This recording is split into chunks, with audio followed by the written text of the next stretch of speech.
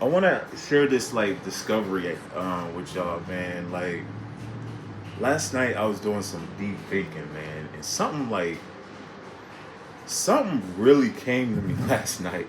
I mean, y'all ever know when like you're chilling and like you just go into like some deep thought and shit? Maybe you guys don't. Maybe y'all don't think. I don't know.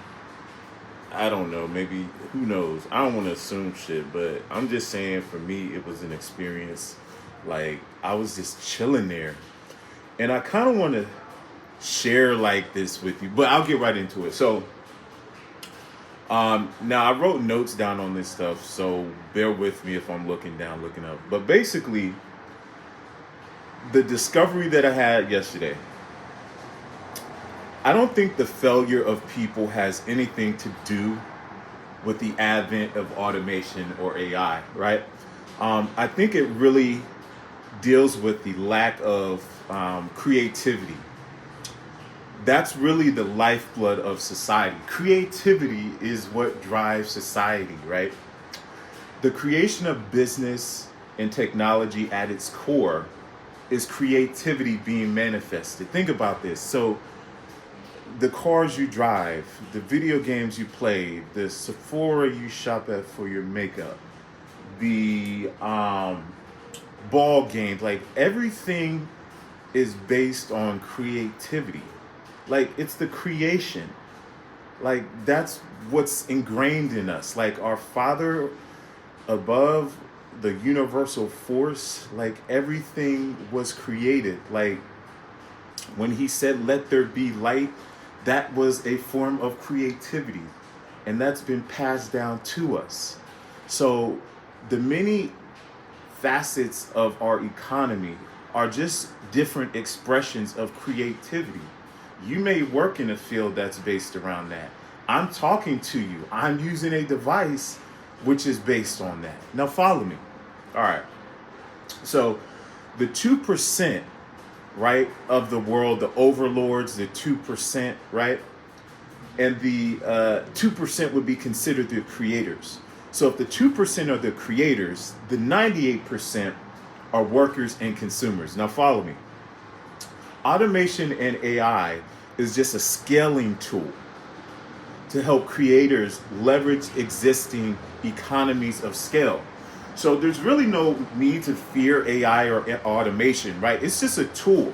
It's a levered tool that people who already created existing technologies, Amazon, Google, Costco, these where Amazon, where like they're just tools to help these companies automate and leverage the existing infrastructures that they have to generate more money.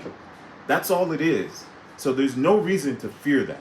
I'm going to get deeper in that. Follow me. So, in this process, that means that less humans are needed. We know that already, right? Automation, AI means you need less people to work. We got it, right?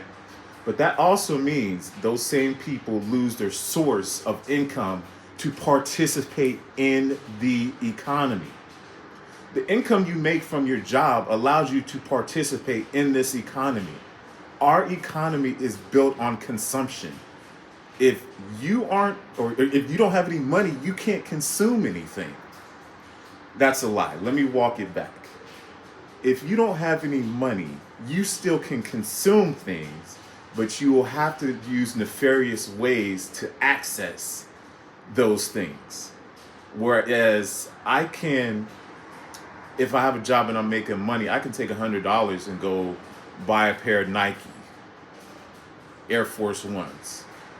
If you don't have a job and you're not making any money, you can still get those. That means you would have to go to a store. You would have to try to steal it.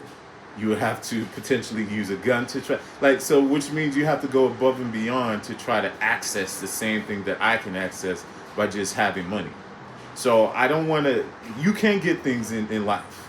But again, realize something, like the more that you have to try to get in access, you're going to have to raise your level of ways that you're going to try to access these things.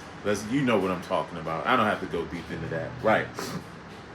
So the average people who understand leverage who understand automation will leverage these tools and platforms to use to express their own creativity. Let me repeat that. So, if you understand that automation is taking over, and you understand that AI is a useful tool and they're levered tools, the average person like you or me can then utilize our creativity to express through these different platforms, whether this be Amazon creating ebooks for people to consume and buy, whether this be YouTube, I'm creating content for people to consume and buy, whether this be the financial markets, understanding. See, and I was telling people this before, it's all the same. Like the stock market, the YouTube, the Amazon selling books, it's all the same. It's just how AI and automation is expressed differently. Like AI and automation is expressed through the financial markets because you have to understand how those tools are utilized within the markets to extract value or take money out of the system. That is a difficult thing to do. I'm not saying it can't be mastered, but it's challenging to do for the average person. YouTube, making videos, content creation, driving viral videos is also difficult, but there's a level. Oh, hold on one second.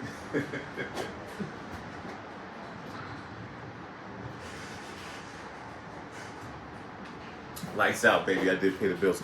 But it's the same thing. YouTube is the same thing, but the level of creativity is different, which means that if you can create viral content for people, you can make money at the same scale as you can in the financial markets. But again, it's less harder than the financial market, but it's still challenging because you got to make content. You got to understand how the algorithm works, and people got to like your content for it to sell, or for you to join the ad program. Same thing with ebooks on Amazon. Same thing. Like, they're just different iterations. So one isn't any better than the other. It's just like, for me, I used to do the financial markets, right? And I was good at it, but I fell off. And the reason I fell off is because there was no room for creativity. I'm a creative person. And my creativity wasn't able to be expressed through the financial markets, which is why I wanted to make the shift to YouTube. That allowed me more leverage and wiggle room to express my creativity to make money. That's all I did, is I just made the shift. And that's all everything is, guys. It's about picking, first of all, figuring out what your purpose is, picking something that you enjoy doing, and learning how to leverage that across any platform.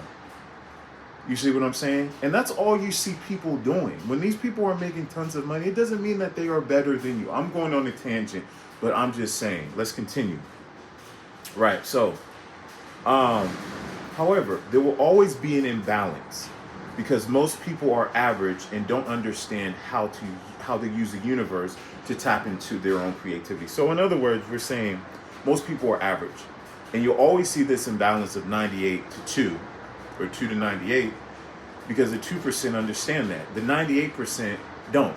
And the 98% would rather consume the content than put in some work on trying to develop the content. You see what I'm saying? That's the difference. It's easy to consume the content, right? And the 2% understand that it creates a cycle, and people get drawn into these cycles. So once you make one form of content and you get people hooked, they're gonna be with you forever, basically forever. So you can literally, that is the money glitch. That's the money glitch right there. Okay. Let me continue. Okay, so with me, I'm doing content based on sports because that's what I enjoy. And I'm going to leverage that. And you don't even have to create the content. You can leverage content from somebody else and remix it. It doesn't matter. Like, that's what I'm trying to get people to understand. It does not matter, literally.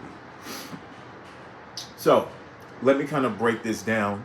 We're at about almost 10 minutes, gang. But here's a 10 bullet point summary of basically what I said. So, creativity is the foundation of all progress. That's just what it is. Okay, you need to step out of the victim mentality, and I was once again this person saying the white man is this, and oh man, we need reparations. Like, it's all bullshit. It's all bullshit. Like, it doesn't matter what your color is or your race. Like, It's about creativity and content. And if you create good content, or if you understand the financial markets and you want to utilize the algorithms there, that's fine. But you cannot be a victim. You cannot say it's because of my race. I cannot say it's a white man. You can't use that anymore. It's irrelevant. Okay? Society is divided into creators, which are the 2%, and the consumers slash workers, which are 98%. Notice I'm saying consumers slash workers because the majority of workers are consumers. And the reason they're consumers is because they use all of their time to work. It's like a loop. So they don't spend any time actually trying to create anything, or at least thinking about creating everything, because they're caught in this loop of working. And I get it. It's a mentality. You were trained. And then you know who the new workers are? Mexicans, Hispanics. Those are the ones who are now caught in that evolutionary loop, right? And they come to this country and they work. It's the same thing. Each group of people have gone through that, right? Each group of people have gone through that. At once it was the whites, then the blacks were working. We were the Mexicans before the Mexicans came here, and then the Indians came here. They learned how to leverage. It's the same thing, except they leverage technology on a higher scale. That's why they get paid more. And a lot of Mexicans haven't figured out how to leverage technology on a higher scale. So they're on the lower scale. Now, I'm not, and please don't take this the wrong way. I'm not trying to say any race of group is better than the other. I'm just speaking about how they decided to leverage the existing opportunities in life. They're hardworking people. But if Mexicans would take that same hard work and understand and scale technology, they would be just as rich as any other group. Indians, they would be up there. Asians, they would be up there. You see what I'm saying? So it just takes a shift in the mindset. I'm going to revisit that. Hold on. Okay, so the small percentage of people who create and innovate drive economic, technological processes, while the majority consume and work within those systems. So again, when you're working a job, of course you do not have time to focus on creativity because you're in survival mode. That's a survival mode, right? Number 3, automation and AI don't replace humans. They scale creativity. So basically, with this thought process, I'm saying that these tools kind of enhance productivity. They reduce inefficiencies and enable creators to build bigger businesses with fewer human intervention. Rightfully so. That's just what it is. Number 4, and this is controversial, but job loss is not created by AI. I'm going to have to repeat myself on that one. Job loss is not created because of AI. The people who are losing their jobs aren't adapting to the shift because they haven't tapped into their own ability to create and innovate. So natural progression means that those people are going to be left by the wayside. I'm sorry, it is what it is. That's just how it is in life, right? And if you think about it, it should be that way. Die or adapt, right? Number 5, leverage is the key to wealth in the new economy, right? So those who understand how to use AI and automation and digital platforms, YouTube,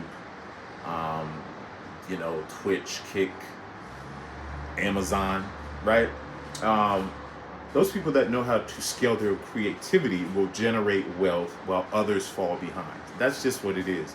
So, got a lot of mucus built up. But anyway, number 6. So the economy rewards creators, not just labor. People who produce unique content, businesses, or innovations will always find ways to generate income regardless of AI advances, which is what you see me do now. Number 7, the average person doesn't understand how to tap into their creative power. Let me repeat that. I've been saying this for years, bro. The average person, it's not that you don't have it. Creativity is available to all of us. It exists in the ether. Anyone can tap into it. But it causes, you have to be in a certain state of mind to tap into that, right? And people are so consumed. That's the thing, the consumption. it's preventing you from doing that. You don't see that? That's the problem. This, instead of using this for the tool, you're using this to consume, and your consumption is stopping you from tapping into your creativity. Now, I use consumption to get ideas. That's what I use it for. I'm not using consumption for the very fact that I want to consume things, because I don't care about shit. I don't watch shit. I work out. I eat right. I only consume so I understand what I need to eat. I only consume because I want to understand how to work out right. That's it. If it's not about benefiting me financially, mentally, or emotionally, physically, I just don't consume like that. And even that, I keep it down to a very low minimum per day. Seriously, like, I just do. So I'm doing that through my YouTube channel. And let me finish up here, right? So I think we're on number 9, I think, or 8 or 9, but content creation is the modern way to monetize creativity, right? Platforms like YouTube provide a direct way to turn creative ideas into income, right? Removing traditional gatekeepers to success. That's, as I just spoke, there are no gatekeepers. It's all you. You are the problem. You are the one preventing you from doing that, because you think that there's no creativity, but it's all in the ether. It's all around us. Anyone can tap into it, but you have to divest from your consumption, because it's the consumption that prevents you from tapping into that. I wish people would understand that. And number 10, I'm leveraging AI and automation to scale my own creativity and build wealth. Instead of fearing automation, I'm using it to amplify my creative vision, right? Which is the key, true tried method in this new economy on how to become successful. So I'm going to follow up with my second video. And the second video is going to basically talk about how normal and average people can tap into the universal ether to unlock creative talent, unlimited creativity and talent. Again, the second video, I'm going to cover how normal, average people can tap into the universal ether to unlock creativity and talent. Again, man, it's been a pleasure. Hopefully, this little talk gave you guys some insight on how to tap into it. So I'm going to come with that second. This is only a 3-part video series. I'm also, wait till you hear about how I go in and on OnlyFans and women, bro. It's going to be a real eye-opener. It's not to degrade them at all, but it's to have a better understanding how women are leveraging technology. It's your boy. I'll follow up with number 2, man. Peace.